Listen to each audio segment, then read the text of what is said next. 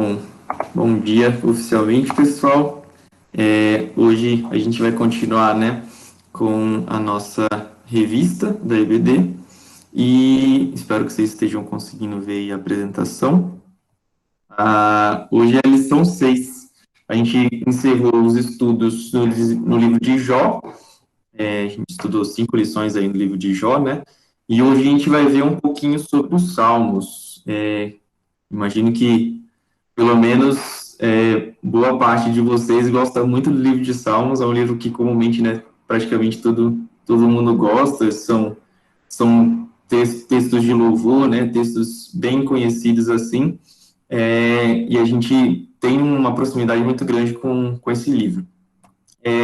Só para poder recapitular, né, o tema que a gente está falando, na nossa revista a gente está estudando um grupo de livros do Antigo Testamento, né, que a gente chama de livros poéticos. Tem o Pentateuco, que são os livros escritos por Moisés, né, dão a lei de Deus, contam o começo da história do povo de Israel. Os livros históricos, os poéticos, profetas maiores e menores. E aí, dentre os livros poéticos, né, que a gente está estudando, o tema principal é sabedoria. Então, a gente respondeu essa mesma pergunta quando a gente viu o livro de Jó, mas vale a pena colocar isso em mente de novo, né? O que é sabedoria? O que é o entendimento, segundo a Bíblia? Se a gente for pegar no dicionário, sabedoria é grande instrução, acúmulo de conhecimento, ciência, justo conhecimento das verdades, discernimento. Ou seja, sabedoria é uma capacidade que alguém tem aí, né? Uma instrução capaz de fazer você distinguir, discernir entre o que é certo, o que é errado, o que é verdadeiro e o que não é. E, na visão bíblica, sabedoria é a arte ou a habilidade de saber colocar em prática a ética bíblica. É você conseguir pegar aquilo que está na Bíblia, os conhecimentos bíblicos, e não só ter eles na mente, mas aplicar. Então, colocar isso de uma forma cotidiana, né? Vamos dizer assim. E aí, da mesma forma como em Jó, a gente tem um versículo que fala que o temor do Senhor é o princípio da sabedoria. Em Salmos também a gente vai ter um versículo falando sobre isso. Salmo 111, versículo 10 fala: o temor do Senhor é o princípio do conhecimento. Todos os que obedecem a seus mandamentos mostram bom senso. Louvem-no para sempre. Então aí a gente vê, na verdade, esse versículo é um bom resumo de todo o livro de Salmos. Ele fala sobre a sabedoria, que temer a Deus é o princípio, né, a base para a gente ter a sabedoria e o conhecimento. Depois, ele chama a gente a obedecer os mandamentos de Deus, e a gente vai ver também, né, tem um salmo que fala só sobre a obediência às escrituras e como os mandamentos de Deus são valiosos para a gente. E a última parte do versículo, louvem-no para sempre, que o livro de Salmos basicamente é um compilado de cânticos, né, de louvores a Deus. Mas então, para poder começar essa aula mesmo, de uma forma um pouco mais dinâmica, a gente vai participar de um quiz, ou melhor, vocês vão participar, né? Eu vou comandar um quiz, e assim, a gente vai testar agora tudo simultaneamente. Eu nunca apliquei um Kahoot, ou sei lá como é que fala, se é aplicar mesmo. Mas é só vocês entrarem nesse link aqui, e o código da sala eu vou dar para vocês também, tá aí no chat. Pode entrar pelo celular mesmo, não precisa entrar pelo computador nem nada. E aí a gente vai ter algumas perguntas, um quiz aí para ver quem está sabendo mais, ou quem é mais rápido, mais sortudo na hora de responder. Se vocês quiserem abrir o microfone também, sei lá, para poder conversar e ficar mais dinâmico. Mas eu vou aguardar vocês aí e vamos ver o que sai desse quiz. Se a gente descobrir que não foi uma boa ideia, depois a gente vê. Vocês estão conseguindo abrir o link aí, gente? Eu tô abrindo aqui no Google porque pelo link não tava abrindo. Agora foi. Tá. Peraí, Ó, a Rafa já entrou. Ó, Groba vencedor, hein? Quem será que vai ganhar? Ganhei, viu? Quem é essa pessoa? Eu. Ah, vamos ver se você vai ganhar mesmo. Você vai jogar, Jonas? Não, eu vou só comandar as questões. Não, tudo bem, Luísa. A gente vai comentando ao vivo ah, as questões.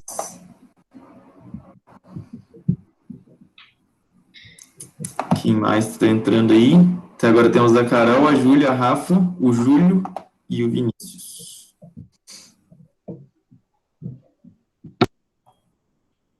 Acho que falta só a Paulinha e a Júlia. Jonas, eu tenho um problema no meu boot que eu não sei o que acontece, porque tá na escola. Eu não Aham. consigo abrir ele porque ele não carrega. Então, vai sem mim e eu vou respondendo aqui na cabeça mesmo. Ah, tudo bem, sem problema. Bom, vamos lá então. Acho que tá todo mundo que vai poder jogar aqui. A Rafa pediu para esperar um pouquinho, quando você A puder. minha tela tá aparecendo, tipo, só você entrou e só o meu nome. Não, é que eu vou apertar para iniciar agora o quiz. Ah, tá. Vamos lá, hein, gente. Eita, Rafa caiu. Ih, entra de novo aí, Rafa.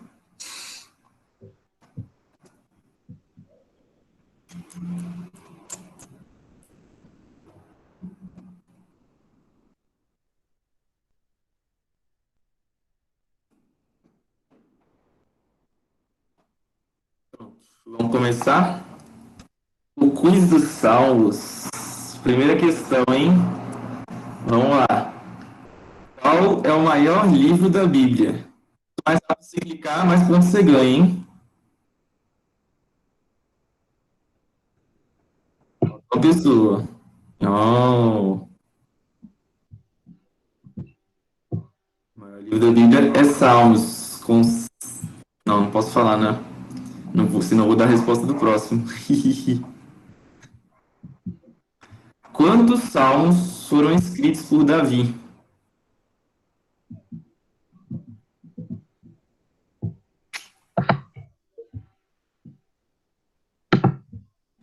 Ih, só uma pessoa acertou. Ao contrário do que muita gente pensa, não são todos os salmos que são de Davi. Na verdade, menos da metade dos salmos foi escrito por ele, 73 apenas.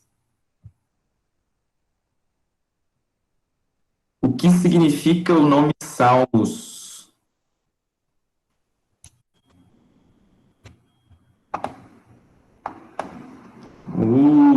Cânticos. Não é sabedoria. Eu trolei vocês essa daí, viu?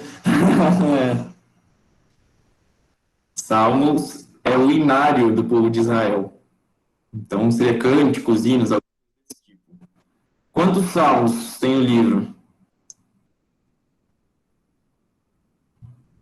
150 salmos, muito bem. Por isso que ele é o maior livro da Bíblia, com 150 capítulos. Qual é o menor salmo? E agora, hein, gente? Qual que é o menor? Salmo 117, com apenas 3 versículos bem pequenininhos. O Gropa está com 3 respostas corretas consecutivas. E o maior salmo, qual que é, gente? Esse daí, pelo menos, eu sei. Maior salmo é o Salmo 119, com 176 versículos. E agora a última pergunta. Qual capítulo está no centro da Bíblia? Chutei. Essa aí estava fácil. Se a gente está falando de salmo, tinha que ser o Salmo 118. Mas olha só curioso, o menor salmo da Bíblia é o 117, o maior é o 119, e se você contar o salmo que está no meio, o capítulo que está no meio da Bíblia é o Salmo 118. Eu acho isso muito bacana. Existe, quem é o vencedor foi o Gropa, Vinícius, com 5.394 pontos, Paulinho e Carol em segundo lugar. O nome já dizia isso. Oi? Que foi?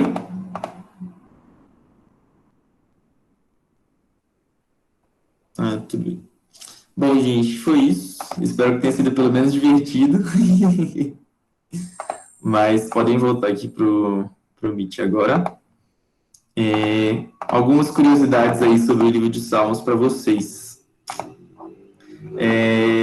Mas esse é só um comentário mesmo, né? Eu acho isso muito bacana. Que o capítulo que está no meio da Bíblia está entre o menor e o maior capítulo. Existe a mesma quantidade de capítulos na Bíblia antes do Salmo 118 e depois do Salmo 118.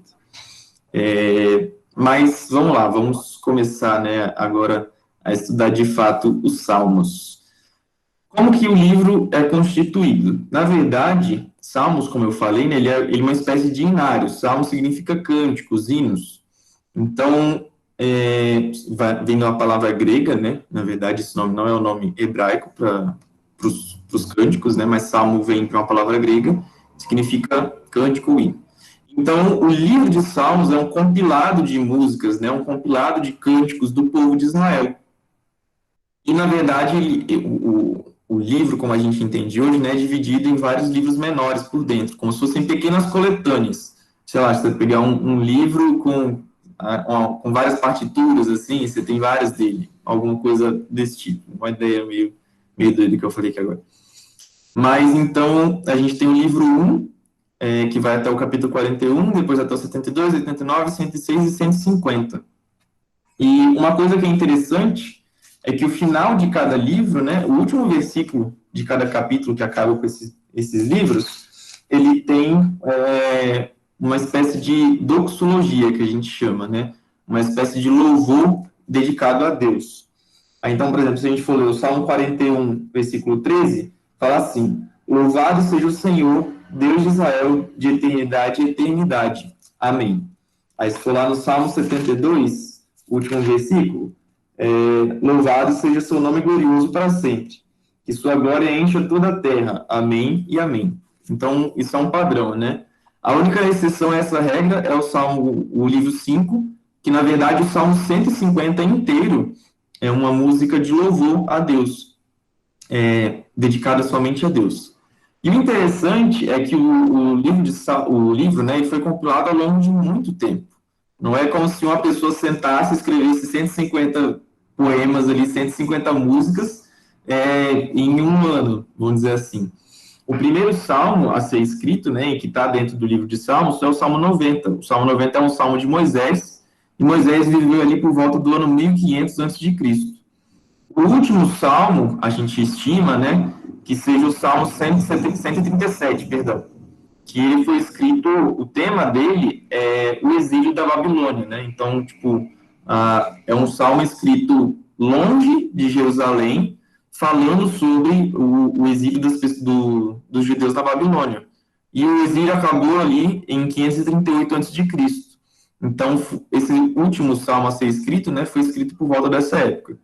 Se a gente for considerar, então ele foi composto aí por diferentes pessoas ao longo de pelo menos 900 anos. Então, a gente vê aí, né, que foi um período bem grande. E quem compilou esses salmos foram várias pessoas. Por que é interessante a gente ver essa divisão dos livros? Porque os dois primeiros livros, os salmos, a gente só tinha até o Salmo 72. Tanto que, como eu li, né, o Salmo 72, se você for ler o último versículo mesmo, o versículo 20, fala assim: terminam aqui as orações de Davi, filho de Jessé. E o livro 1, tem só salmos de Davi, com exceção dos dois primeiros, e eu já vou explicar por quê. Ele só tem salmos de Davi. O segundo livro, ele tem alguns salmos de Davi, mas também tem salmos de Asaf, dos filhos de Coré.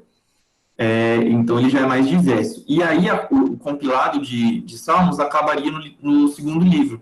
Só que aí, mais para frente, pessoas foram juntando, né, mais salmos, mais cânticos do povo de Israel, com temas distintos, e foram complementando, assim, a coletânea, né, do inário de Israel, se a gente pode chamar dessa forma. E aí, né, nos títulos de vários salmos também, a gente vai ver instruções sobre como eles devem ser cantados. Salmo para instrumento de 10 cordas, salmos para ser acompanhado por voz de soprano, ao mestre de canto. Então, tipo, a gente vê instruções sobre a música mesmo, né, a parte musical desses salmos, que é algo muito interessante. É de fato mesmo como se fosse um inário, ensinando como cada cântico deveria ser tocado. Mas por que eu falei da diferença do Salmo 1 e 2? Porque o livro 1, né, que vai até o capítulo 41 de Salmos, ele tem apenas salmos de Davi, com exceção do capítulo 1 e do capítulo 2, que foi quem compilou o livro de Salmos, escreveu provavelmente, né, esses dois salmos para poder dar uma introdução ao que aquela coletânea seria. Então, o capítulo 1, ele vai trazer para a gente uma forma de enxergar como alguém... qual que é o propósito, perdão, eu estava viajando aqui já. Qual que é o propósito do livro de Salmos? O propósito do livro é mostrar como o homem justo deve viver. Então, o capítulo 2 ele vai trazer um resumo da mensagem do livro. E se a gente vai estudar, né, na próxima lição, capítulo 2, ele fala também, na verdade, sobre Jesus, ele é um salmo messiânico. Então, a gente vê que os cânticos, né, além de eles ensinarem para a gente a sabedoria, ensinarem para a gente como a gente deve viver, como o Salmo 1 indica para a gente, ele também nos dá uma visão, uma perspectiva de futuro sobre quem Jesus viria a ser, sobre o Rei perfeito, né? Então, ele é um louvor a Deus, o propósito dos Salmos, né? É louvar a Deus e fazer com que a gente possa enxergar a Deus nas Escrituras, e ao mesmo tempo também ensinar para nós um estilo de vida santo, um estilo de vida que agrade a Deus. Dada toda essa introdução, espero que tenha ficado claro para vocês, eu vou pedir para o Vinícius ler para a gente o Salmo 1. Toda vez eu peço para o Vinícius ler, mas é porque eu sei que ele tem NVT, e eu gosto da versão.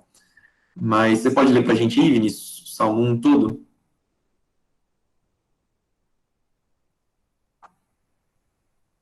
Beleza.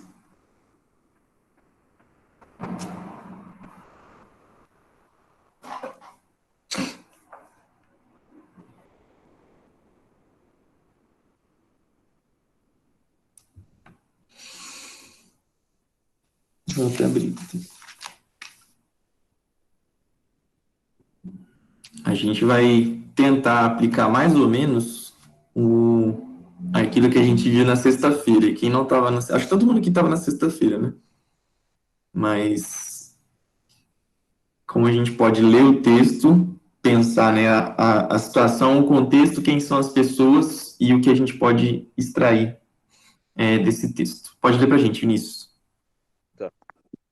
Feliz é aquele que não segue o conselho dos perversos, não se detém no caminho dos pecadores, nem se junta à roda dos zombadores. Pelo contrário, tem prazer na lei do Senhor e nela medita dia e noite. Ele é como a árvore plantada à margem do rio, que dá seu fruto no tempo certo. Suas folhas nunca murcham e ele prospera em tudo o que faz. O mesmo não acontece com os perversos. São como palha levada pelo vento, serão condenados quando vier o juízo. Os pecadores não terão lugar entre os justos, pois o Senhor guarda o caminho dos justos, mas o caminho dos perversos leva à destruição. Beleza. Obrigado, Vinícius. Então, a gente vê esse primeiro salmo, né? E sendo o primeiro, ele vai dar para a gente uma visão geral, um contexto de como o livro vai nos ensinar qual que é o conteúdo desse livro, né? E a gente vê, assim, de uma forma geral, que ele quer nos ensinar, quer nos instruir a como a gente pode louvar a Deus, como a gente pode agradar a Ele, mas também nos faz entender um pouco como a gente pode lidar com o mal no mundo. E por que eu digo isso? Desde a antiguidade, as pessoas já se perguntavam, e a gente até vê, né, bastante disso no livro de Jó também. Jó, ele chega a comentar, a gente escuta, né, percebe no livro de Jó o questionamento das pessoas da época sobre a prosperidade dos ímpios, que a gente pode falar assim, né? Por que as pessoas que são más se dão bem nesse mundo? Por que que tem gente que não quer nada com Deus e está aí cheia de dinheiro, vivendo como se não houvesse amanhã, alegre, feliz, parece que não fica doente, não tem problema algum. Se comete um crime, paga e finge que nada aconteceu. Por que que essas pessoas se dão bem? E aqueles que seguem a Deus parecem não ter prosperidade, parecem não ter descanso. De uma certa forma, esse salmo já nos ensina um pouco sobre isso, e a gente vai entrar em mais detalhes daqui a pouco. Mas é bom a gente entender o contexto, né, que está acontecendo. Mas a primeira coisa aí, e aí agora eu quero ouvir vocês. O que vocês acham que uma pessoa precisa ter para se sentir feliz? Ou, pessoalmente aí, né, cada um. O que você gostaria de ter que te deixaria muito feliz? Podem responder, fiquem à vontade.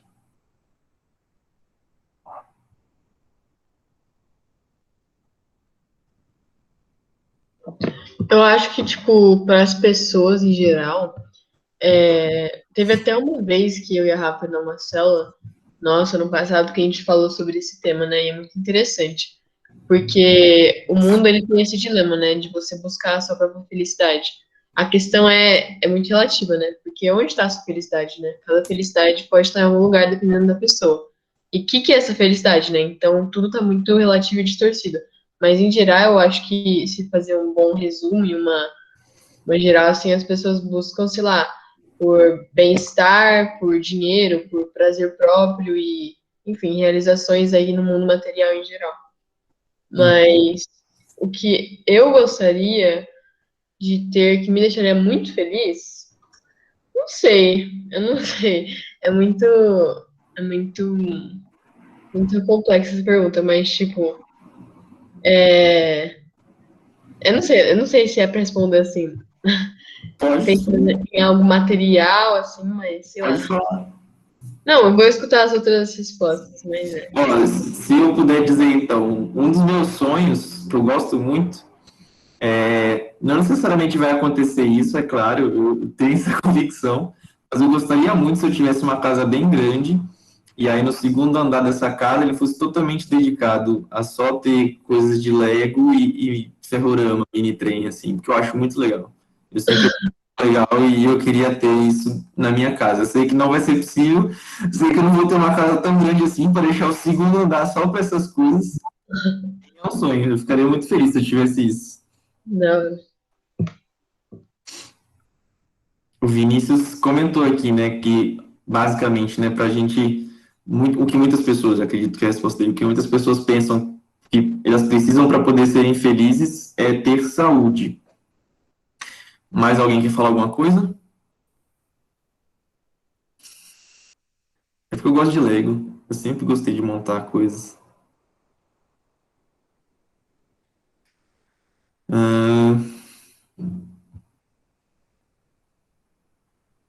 Ninguém mais? Todo mundo concorda com a Júlia, então?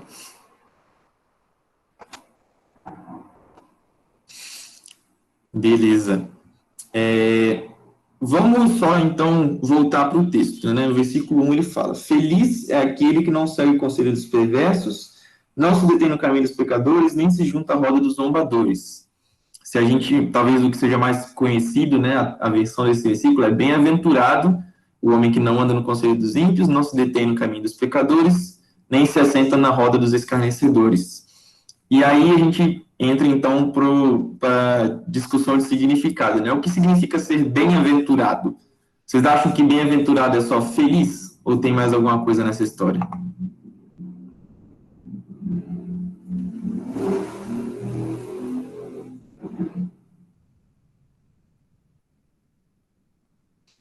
Se deu bem na vida, bem sucedido. E a Carol falou que ela queria ter uma chácara com piscina. Quando você tiver, você vai convidar a gente para poder fazer churrasco lá, né, Carol? Espero que sim. Mas,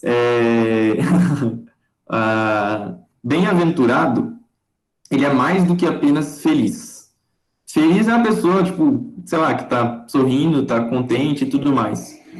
A bem-aventurança, né, uma pessoa bem-aventurada, é uma pessoa que recebe um favor, recebe graça especiais de Deus. Então, alguém ser bem-aventurado vai além do simplesmente estar feliz, mas tipo, recebendo tudo aquilo que você tem, estar feliz. Não sei se eu consegui dizer muito bem, mas, tipo, ele não, bem-aventurança não diz somente a respeito do estado de felicidade, mas o estado de felicidade resultado de tudo aquilo que Deus tem te dado. Então, tipo assim, eu sou feliz, não apenas porque eu tô contente, mas porque Deus tem me dado a comida, Deus tem me dado a casa, Deus tem me dado força, tem me sustentado, tem abençoado a minha família. Então, pelo menos na minha forma de enxergar, é um estado muito mais completo de alegria, que não envolve apenas um sentimento que é momentâneo e passageiro, mas ele envolve uma mentalidade, envolve uma percepção de Deus nas nossas vidas e uma percepção de tudo aquilo que Ele nos dá. Eu espero que tenha ficado um pouco claro para vocês aí, né? Então, basicamente, o que a gente precisa para poder se sentir feliz pode ser a resposta mais assim, nossa, que cristãozão, mas, pô, a gente precisa de Deus, a gente precisa ter contentamento, a gente precisa estar satisfeito em Deus, né? Se a gente for olhar até no Salmo 37, a gente vai ver isso também. Não estava no roteiro, mas eu vou ler aqui para vocês. Perdão pela moto. Salmo 37, versículo 4. Busque no Senhor a sua alegria, e Ele lhe dará os desejos do seu coração. Então, isso reflete um pouco, né? Como que a gente pode ter alegria, como a gente pode encontrar a verdadeira alegria, a verdadeira felicidade, a bem-aventurança. É uma alegria, uma felicidade que transborda daquilo que Deus tem nos dado. Ela vem diretamente da presença de Deus. A gente pode estar alegre com os nossos amigos, sei lá, a gente está conversando com eles, está vendo filme, está dando risada, está conversando, tomando sorvete ou comendo algum hambúrguer e sorrir ali junto. Mas não é uma felicidade que passa depois daquele momento, é uma felicidade que vem diretamente de Deus. E aí um aspecto interessante desse... Você ia falar alguma coisa, Júlia? Eu ia comentar um negócio que sempre quando eu falo desse assunto de felicidade, vem sempre aquele versículo que Paulo escreveu, né? Que ele falava, tipo, nos piores momentos da vida dele, quando ele estava na prisão, assim, tipo, piores momentos mesmo, ele falava, alegre-se no Senhor. Então, tipo, mano, Paulo, ele estava feliz, mas não nas circunstâncias, não nos sentimentos, não no que estava acontecendo lá, não no que ele tinha, mas no Senhor. E como que ele fazia isso? Era só através do Espírito Santo. E ele se alegrava naquela única coisa que não é abalável, que é o Senhor. E é isso que tem que ser fixado na nossa alegria. Tipo, se a gente depositar em qualquer coisa física, sei lá, que não seja a presença de Deus, a gente vai se decepcionar. Porque ainda mais atualmente que a felicidade, ela é algo que vai te fazer feliz. Só que não é tudo que vai te fazer feliz que te faz bem, entendeu? Então, a gente tem que fazer que nem Paulo e depositar toda a nossa... Colocar, né? Se alegrar no Senhor, só. Exatamente. Filipenses 4:4. O livro de Filipenses inteiro, na verdade, aí Paulo vai falar sobre alegria. Mas muito bom, é bem verdade isso mesmo. Como a gente pode perceber, né, os salmos, eles faziam parte, e isso até um outro comentário também, né, que eu já vou aproveitar agora para fazer então.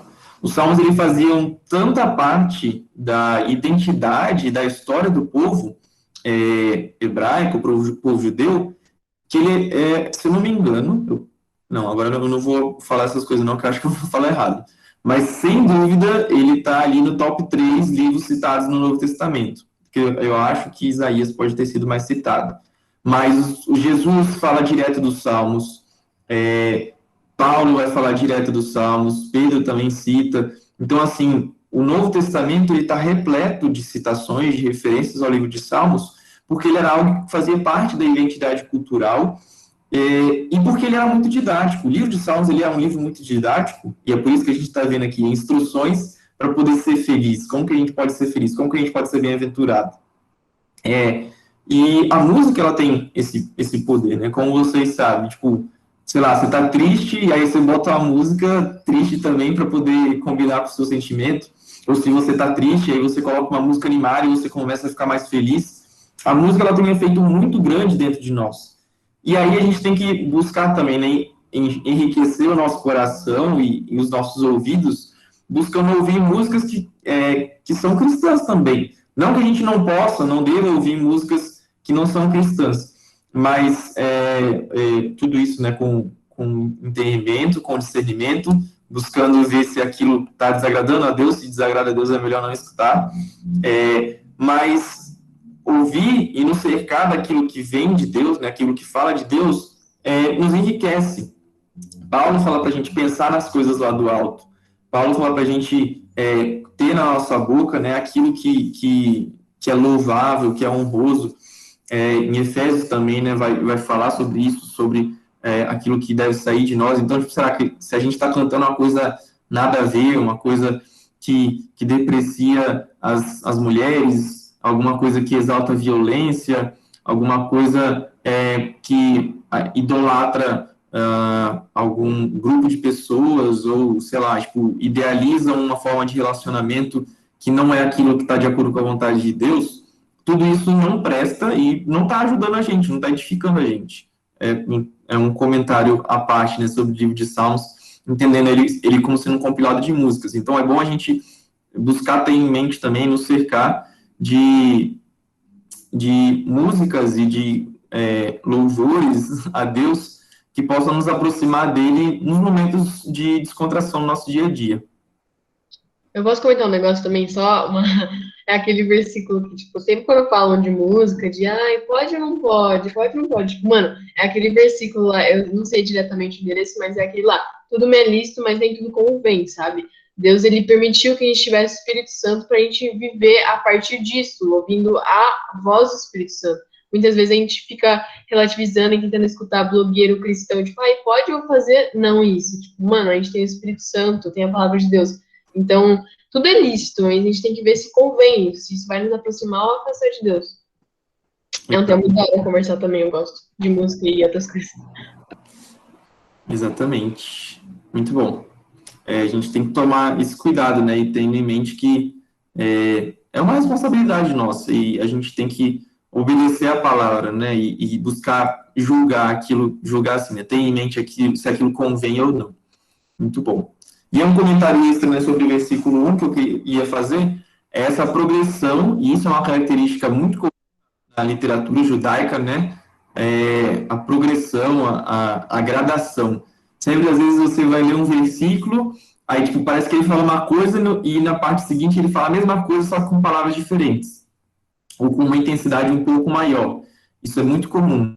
E aí, no versículo 1, ele já faz isso, né? Ele fala, a pessoa que não anda no conselho dos ímpios, não se detém, né, ou não para no caminho dos pecadores, nem se assenta na roda dos escarnecedores. Então, perceba que fazer parte daquilo que é a visão do mundo, né, a visão pecaminosa, assim, daquelas pessoas que são ímpias, que são perversas, não é tipo, nossa, eu vou, amanhã eu vou matar alguém, sabe? Se eu estiver andando com meus amigos que não são cristãos. Não é assim. Mas, ao mesmo tempo, à medida que você vai andando, você vai assimilando traços, você vai assimilando, vai começando a concordar com algumas coisas e tudo mais, e aí você para de andar e você para, né? Você, tipo, como se você estivesse andando assim, você para na vitrine, para na frente da vitrine e fica olhando. Aí você fala, nossa, parece bom, né? Parece interessante, parece bacana, não vai fazer mal para ninguém, se eu usar isso daqui, vai ser só uma vez, não vai estar sendo nada de tão errado assim. E aí depois a gente para de se importar com isso e nem liga mais de sentar no meio daquelas pessoas que não querem nada com Deus, então, tipo, claramente com comportamentos que não são bacanas, que não agradam a Deus, com atitudes que são, na verdade, agressivas, que são ofensivas, pecaminosas, e não precisa nem nomear essas coisas aqui. Mas é interessante perceber, né, como ao mesmo tempo em que é sutil essa transição que pode acontecer, a gente recebe esse alerta na palavra de Deus para tomar esse cuidado, né? Às vezes você nem percebeu, mas você já está parado, você está só a um passo de estar sentado ali com aquelas pessoas fazendo mal. Então, é um cuidado muito grande que a gente tem que ter nas nossas vidas, né? Posso comentar de novo? Pode, fica à vontade. Uma coisa que eu falo também sobre isso, de, tipo, a gente chegar a pecar ou fazer alguma coisa, ou sentar na roda, para, sei lá, junto com pessoas que não agradam a Deus, possam ser nossos amigos, sim, mas a gente sentar para fazer junto, muitas vezes, assim, não, todas as vezes, a gente não vai chegar e sentar e fazer do nada. Você acordou, que vontade de pecar, ou que vontade de matar alguém, que vontade de. Nossa! Não, o pecado ele se desenvolve no coração através da brecha que a gente vai dando aos poucos. Então, não é tipo. A gente não pode ter essa linha assim máxima de esperar até chegar quase no pecado para a gente pensar. Porque a gente vai pecar se a gente esperar até esse limite, sabe? Nossa carne é fraca. Então, sempre ter noção, isso que eu estou falando é muito precioso. Porque antes eu não entendia isso muito bem. Eu ficava, não, Jesus, ele andava com os pecadores, mas Jesus, velho. Jesus, ele ia para pregar, Jesus, ele dava exemplo, velho. Muitas vezes a gente não está preparado ainda, espiritualmente, para voltar, dar rolê, sentar com pessoas que nos levam para o mau caminho. Porque ao invés de a gente estar influenciando eles, a gente vai estar sendo influenciado. Então, é muito bom ter isso em mente, né? Se fortalecer antes a identidade de Cristo em nós, para depois ir lá para o mundo e mostrar quem ele é e o que ele fez em nós, né? Para os nossos amigos. É justamente isso, né? E o interessante também, pelo que você falou, eu parei de pensar nisso também. O versículo aqui, ele fala de uma pessoa, um homem, que ele está contra várias. Ele está contra os perversos, os pecadores e os zombadores. Então, como você falou, né? Quando a gente está em só um, é muito mais fácil a gente ser influenciado do que influenciar. Por isso que é importante a gente se cercar de boas amizades cristãs, ter amigos cristãos que possam nos encorajar, nos animar e, inclusive, nos avisar se a gente estiver pecando, se a gente estiver fazendo algo de errado. Isso é algo muito importante também, né, na vida cristã. Ter amigos que possam falar, olha, você não está com atitudes muito legais, não. Você está em pecado fazendo isso que você está fazendo, sabe? Você está desobedecendo seus pais, você está mentindo para eles, isso não é certo. Então é bom a gente estar cercado, né, de pessoas que não sejam más, mas estar cercado de pessoas que nos ajudem a andar no caminho de Deus. E a Rafa falou que também, né, impor limites também, né, saber conhecer a nossa fraqueza e não ir além daquilo que a gente sabe que a gente vai cair. Isso é muito importante também. O versículo 2, ele fala sobre as características, continua falando sobre as características desse homem que não anda com os pecadores, não se detém, não se assenta. Pelo contrário, ele tem prazer na lei do Senhor e nela medita de dia e de noite. Eu não vou fazer aqui agora, porque senão vai gastar muito tempo, mas uma vez a gente estava em algum acampamento, não me lembro qual, e a gente fez meio que uma competição, assim, teve uma brincadeira lá, que a gente tinha... era o acampamento da Sinodal, lembrei aqui, lá no Espírito Santo. Que a gente tinha que ir falando versículos que a gente tinha gravado na cabeça. Então, tipo, cada um estava numa roda, cada um ia falando um versículo. Ninguém podia repetir o versículo da outra pessoa, e, tipo, tinha os versículos fáceis também, né? Disse Jó, Jesus chorou, esses não contavam. Mas o desafio era a última pessoa que não soubesse falar um versículo, ela ia ser eliminada. E aí, tipo, vocês querem. Por que isso é importante? Porque hoje, isso eu falo por mim mesmo também, né? A gente confia mais, talvez, no nosso celular do que na nossa memória, em nós mesmos, assim, né? Não que a gente deva confiar neles. Espero que vocês entendam o que eu estou querendo dizer aqui. Mas a gente depende tanto da tecnologia, muitas vezes, e não investe tempo lendo a Bíblia, estudando ela e gravando esses versículos. E por que é importante gravar esses versículos? Salmo 119 vai falar, guarda no coração a tua palavra para não pecar contra ti. É importante a gente gravar, aprender os versículos da Bíblia, para que a gente não pegue contra Deus, porque conhecendo a Bíblia, a gente vai saber aquilo que é correto, aquilo que é certo. E então, hoje, pelo menos, se eu for pedir para vocês falarem alguns versículos aí, vai chegar um momento que a gente não vai saber mais. E, na verdade, a gente sabe muito pouco, a gente grava muito pouco, dos textos bíblicos, e isso tem impacto direto na nossa vida cotidiana, na nossa vida com Deus. Essa pessoa aqui, que é descrita nesse salmo, tudo bem que, tipo, é o homem, tipo, o cristão ideal, né, que provavelmente nem o próprio salmista, ele conseguia viver dessa forma, e isso também é algo que a gente tem que entender, como eu costumo falar sempre, né? A Bíblia não é um livro sobre homens perfeitos, não é um livro sobre pessoas perfeitas, mas sobre pessoas, sobre um Deus perfeito que age na vida de pessoas imperfeitas. Então, isso daqui, como eu disse, é um padrão, é uma instrução que a gente deve buscar seguir. E essa pessoa aqui está meditando na lei do Senhor de dia e de noite. A gente tem que buscar, né, ler a Bíblia, aplicar nas nossas vidas de dia e de noite. Isso é algo que vai nos levar a nos aproximar mais de Deus e entender melhor o que Ele quer de nós, qual que é o propósito para a nossa vida. Pode falar, Júlia. Algo que eu ia falar, é muito legal esses assuntos, porque tem, assim, milhões de coisas para comentar sobre a Bíblia e sobre a palavra de Deus. Mas uma coisa que eu ia falar também é que muitas vezes a gente não conhece, negligencia o poder da palavra, né? Então, por exemplo, quando Jesus ele foi tentado, não sei se vocês lembram desse episódio, quando o próprio Satanás, quando ele estava no deserto, foi lá e tentou ele, Jesus não combateu falando assim, eu estou sentindo que você tem que ir para lá. Eu estou... Não, mano. O diabo, ele falava versículos bíblicos contra Jesus, e Jesus rebatia como? Com versículos. Então, mano, ter versículos na cabeça, primeiro que vai guardar. Se a gente ter esses versículos no nosso coração, isso vai evitar da gente pecar. E outra, que quando o Satanás, quando as coisas vierem contra nós vamos ter versículos, e a palavra de Deus, que é viva, ela é mais poderosa do que uma espada de 2 gumes que penetra... eu não sei se é alma e espírito, enfim, ela é muito poderosa. E aí, tipo assim, a gente fica às vezes pensando, não, mas eu tenho a Bíblia aqui. Mano, mas o próprio Jesus. E outra coisa que eu ia falar é que às vezes, se vocês olharem nessa passagem, que é muito interessante, quando Jesus é tentado, o próprio Satanás, ele sabe versículo decorado. Ele sabe e fala. Então, às vezes, muitas pessoas podem até distorcer versículos, o próprio Satanás pode usar contra a nossa vida versículo, então a gente ter decorado, ter entendimento através do Espírito Santo, da palavra de Deus, isso vai nos proteger, isso vai nos ajudar a caminhar, porque se nosso maior exemplo é Jesus, é isso que a gente tem que fazer, né? Se ele fez isso, por que a gente faria diferente, sabe? E outra coisa que eu ia falar também é que, tipo,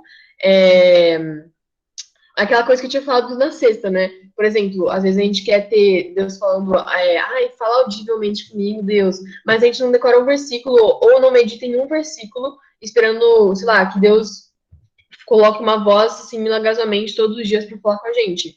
Sendo que ele deu esse livro inteiro, que é a palavra dele. Então, é isso. E também, como eu disse, o Espírito Santo, ele usa a palavra de Deus que a gente tem em mente para falar o nosso coração. Então, se a gente não tem, como que muitas vezes o Espírito Santo pode falar, sabe? Então, é importante a gente sempre decorar. Eu até brinquei aqui no chat. Tipo, se a gente não tá sabendo os versículos da Bíblia, a gente já tá atrás de Satanás na disputa, né? Que ele já sabia os versículos e usou eles para poder atacar Jesus. Mas é importante mesmo a gente ter esse apego, esse apreço à palavra de Deus. Vamos seguir, que senão também eu vou avançar muito com o horário. O versículo 3 é um versículo bem bacana, ele descreve mais uma vez uma característica dos justos, e ele fala: ele é como uma árvore plantada à margem do rio, que dá seu fruto no tempo certo. Suas folhas nunca murcham e ele prospera em tudo que faz. E para ilustrar isso, eu pensei em colocar a foto do rio Nilo, para vocês verem. Tipo, olha que diferença um rio faz. Olha que diferença a proximidade da água faz. Tipo, em volta é tudo deserto, tá tudo seco, é só terra árida, pedra, areia, o que for. Mas quando você vai chegando perto do rio, você tem terra fértil, você tem um espaço propício à nutrição e ao crescimento das plantas. Então, como é importante a gente estar próximo da palavra de Deus. E tem aquela questão também, né? Ele é uma árvore plantada à margem do rio. Agora eu vou até conferir aqui na revista atualizada, para poder ter certeza do que eu estou falando. No versículo, isso. Ele é como árvore plantada junto à corrente de águas. Então, não é uma água que está parada. E eu não sei se vocês sabem disso, né? Tipo, Mas quando uma água está parada, ela apodrece. Ela, tipo, cria algas, cria bactérias e junta muita matéria orgânica, e isso acaba, na verdade, futuramente, né, matando as plantas que estão se alimentando dela, os animais. Ela fica podre, ela fica imprópria para o consumo. Mas uma água que é corrente é uma água que ela está em movimento, uma água que traz os nutrientes de cima do rio, e também que ela está ali sempre bem oxigenada, então até para a vida aquática isso é algo bom, mas ao mesmo tempo também ela é uma água que ela é potável. Se você vê uma água ali corrente, né, um córrego vindo lá de cima da nascente, ele está ali transparente, se movendo, uma água límpida. Então, uma água corrente, que é mencionada aqui no texto, o autor ele tem isso em mente. É uma fonte de nutrição e é uma fonte boa, ela é uma fonte confiável. E isso é algo muito bacana. A gente tem que pensar nisso, né? Como que a gente pode ser feliz, como que a gente pode ser bem-aventurado. Uma árvore tem vida, então ela está próxima à fonte da vida, e a gente, né, para poder ser uma árvore viva, a gente tem que estar próximo de Deus também, que é a fonte da vida. Ela é persistente, porque as folhas dela nunca murcham, enquanto a palha, né, como a gente vai ver no versículo seguinte, ela murcha e é levada pelo vento. Mas uma árvore não. Uma árvore é persistente, ela tem ali suas raízes. E ela tem um propósito, o propósito dela é gerar frutos. Então, assim, ela cumpre aquilo que ela veio para existir, né? Da mesma forma, nós, enquanto servos de Deus, a gente tem que ter vida e não ficar distante de Deus para poder morrer.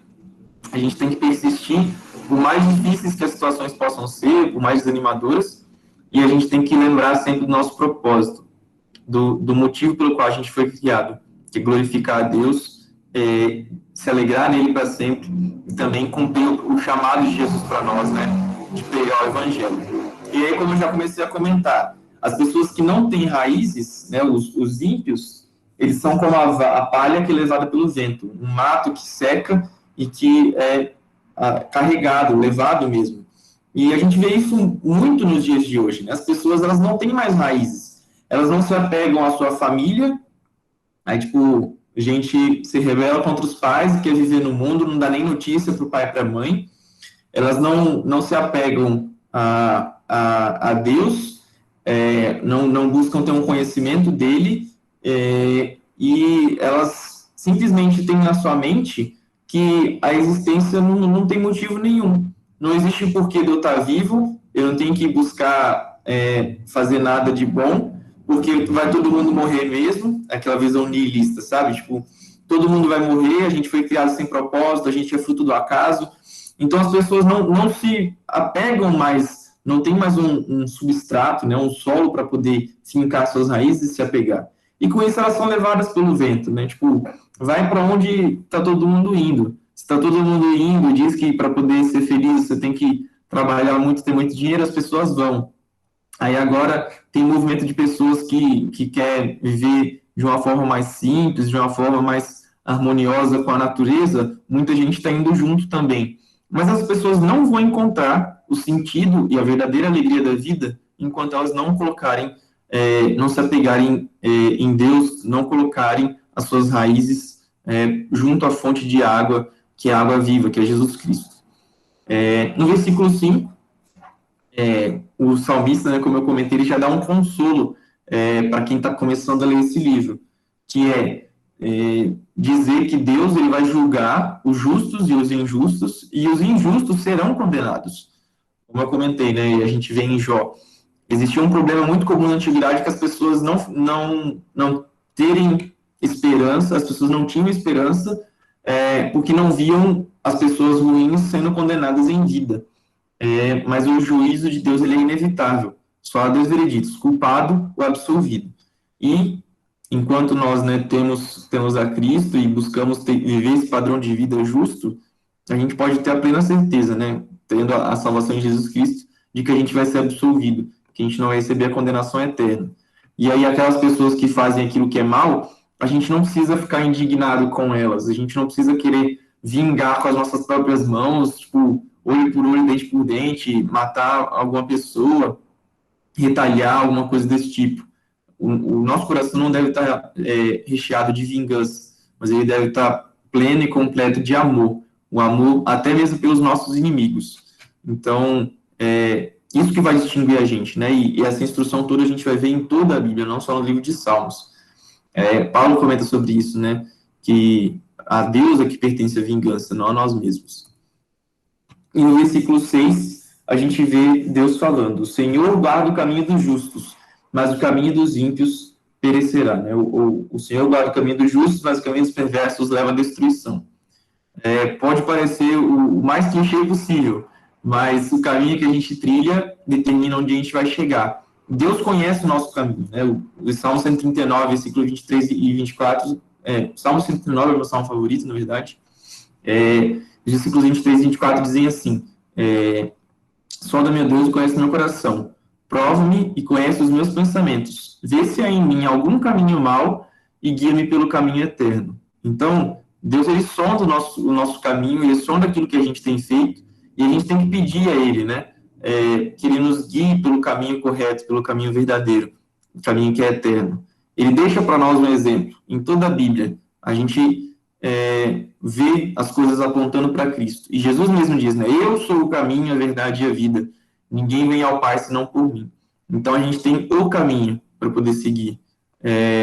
A gente tem a instrução de Deus para poder seguir e ter uma boa vida, ter uma vida alegre.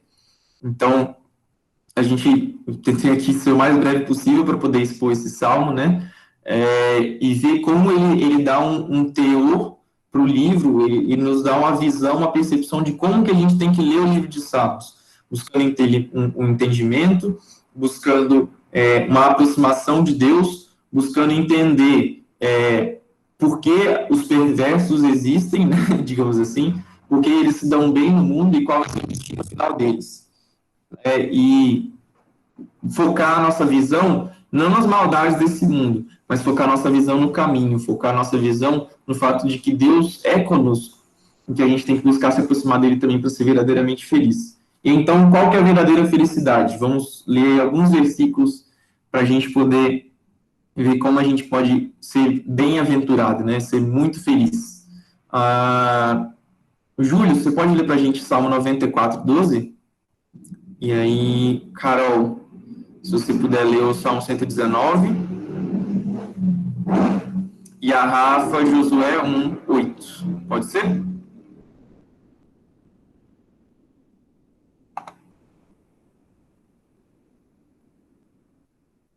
É verdade, esqueci que o microfone da Carol não estava funcionando.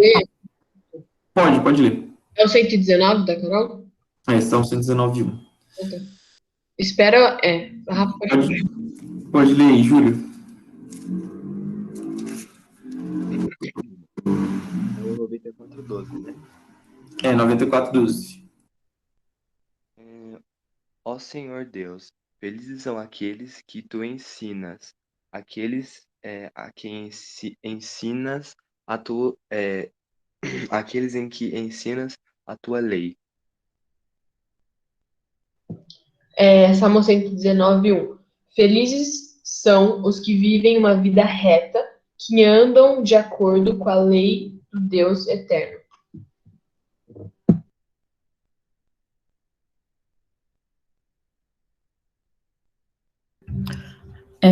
Peraí, rapidão. Aqui. Relembre continuamente os termos desse livro da lei.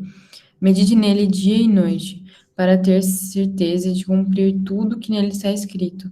Então você prosperará e terá sucesso em tudo que fizer. Muito bom. Então, esses salmos, como a gente viu, né, eles indicam para a gente que a verdadeira felicidade, né, a gente pode desfrutar de uma verdadeira felicidade quando Deus nos ensina a sua palavra, né, quando Deus fala conosco através da sua palavra, quando a gente tem prazer, quando a gente se dedica e busca ler a palavra de Deus. E assim, né, pode parecer interessante, tipo, a palavra de Deus está falando que a gente vai ser feliz lendo a palavra de Deus. Isso é um tanto quanto interessante. E, de fato, isso acontece, né? Eu gosto desse texto de Josué também, que é quando Deus fala pessoalmente com Josué, e ele dá essa instrução, leia, se apegue a essa palavra, tenha ela com você, mas não apenas isso, ele pede para que Josué pratique. Então, a chave, né, da alegria não está só em entender, em conhecer, gravar versículo na cabeça. Você pode ler a Bíblia inteira uma vez, você pode ter a Bíblia de cor na sua cabeça. Se você falar, tipo, sei lá, igual, não sei se vocês conhecem o Hernandes Dias Lopes, mas se você chegar para o Hernandes e falar uma referência aleatória, assim, ele vai saber de qual aquela referência. Não existe, não importa se você sabe a Bíblia de cor, se você não coloca ela em prática, você não vai extrair benefício nenhum disso. A Bíblia, ela serve, né, a instrução de Deus, a lei de Deus, ela serve para poder mudar a nossa forma de agir, de pensar e ser algo aplicado, né? E um comentário que eu ia fazer aqui era sobre o Salmo 119. Ele é um salmo chamado Salmo alfabético. Se você, como eu comentei, ele é o maior salmo da Bíblia, tem 176 versículos, e esse número é um número muito peculiar, porque se você dividir por 8, 176, você encontra 22. Né? Tipo, numerologia? Não. É porque o alfabeto hebraico ele tem 22 letras. E aí, então, esse salmo é dividido em 22 estrofes, e cada estrofe começa com uma letra do alfabeto hebraico, para que as pessoas possam gravar melhor, elas podiam gravar, né, melhor esse salmo. Tipo, como é que começa essa parte?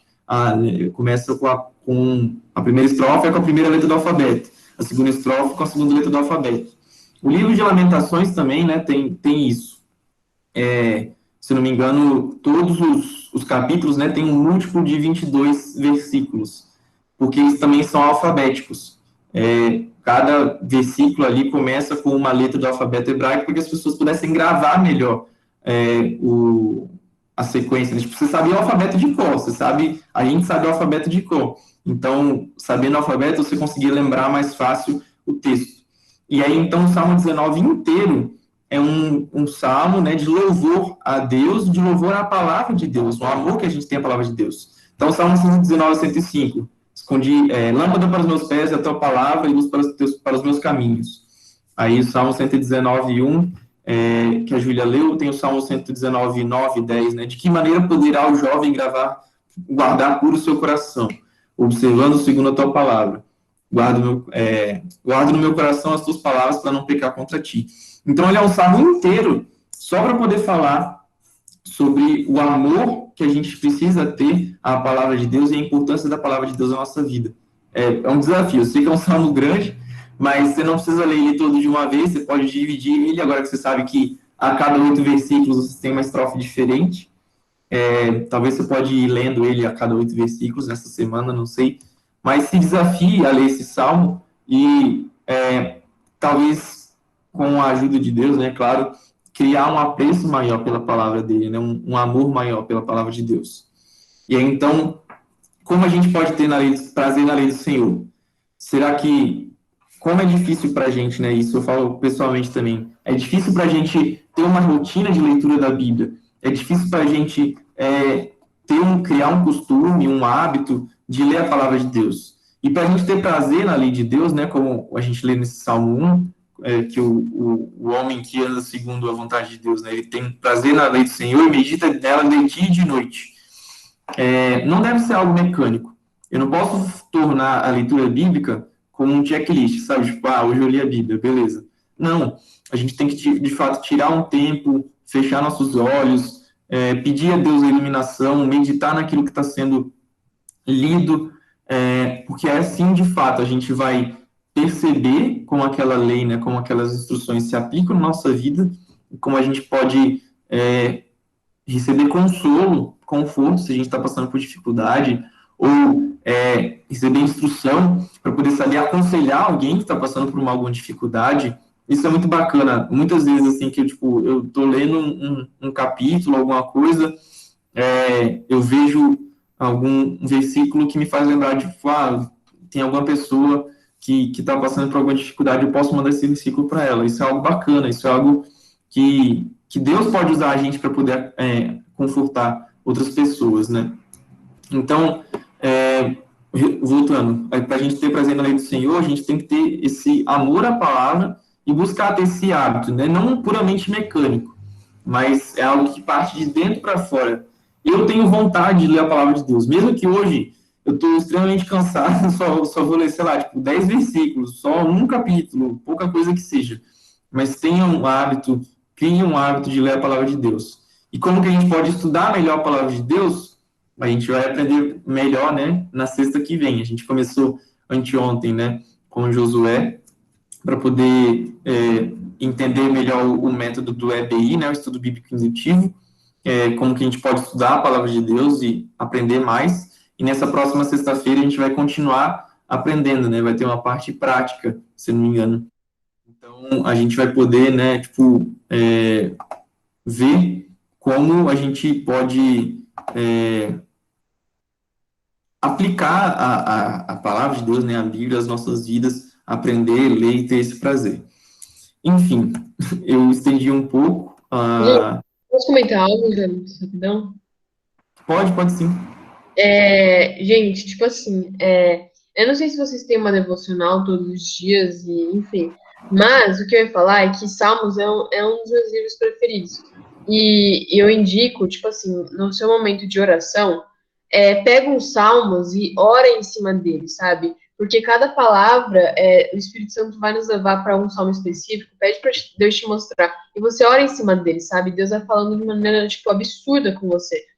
E é muito importante a gente ter esse momento, essa devocional. E uma coisa que eu ia falar também é que, tipo assim, a gente tá falando de Bíblia, da leitura, etc. Teve um livro que eu tava lendo e ele falou assim: uma vez um cara me trouxe uma Bíblia de presente e ele falou assim: esse livro vai te afastar do pecado ou o pecado vai te afastar desse livro. Então, é muito poderoso, gente. A gente começa a ver o poder da palavra a partir do momento quando a gente começa realmente a ter esse relacionamento com Deus através da oração e da leitura bíblica. Então, e tem um versículo que, assim, no começo, assim, nas minhas primeiros meses que eu realmente comecei a ter um relacionamento com Deus, o que mais falou comigo, que é muito real, não é simplesmente eu estou com vontade de orar, estou com vontade de ler a Bíblia. Muitas vezes, na maioria das vezes, para ser sincera, a gente não tá. Mas a gente faz porque quando a gente crê em Cristo, a gente aceita ele como nosso Senhor e Salvador. Não é só Salvador, ele é nosso Senhor. Então a gente deve honra, a gente tem que ter temor dele, honrar ele. Então ele sabe. Por quê? Porque tantas vezes que o Jonatas falou que no Salmo 119, muitas vezes o Salmo fala para a gente ler a palavra. Por quê? Porque Deus sabe o poder da palavra, o quão isso faz bem pra gente.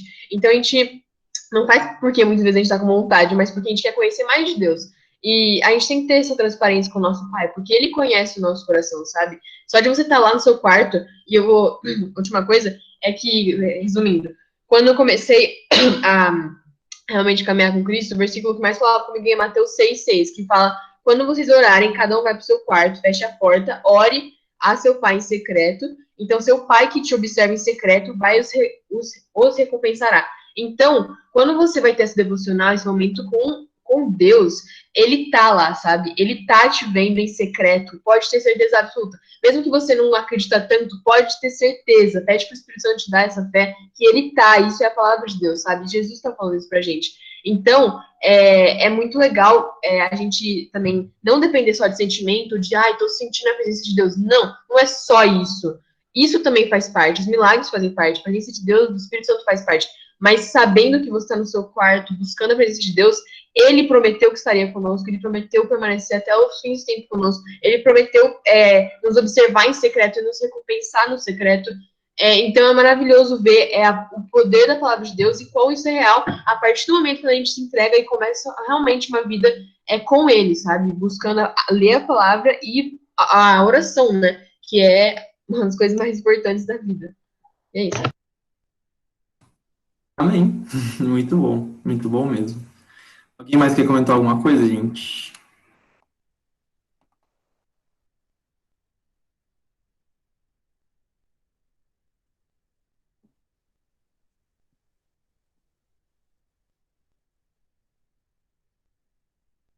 Bom, então, vou orar para a gente poder encerrar a nossa aula de hoje.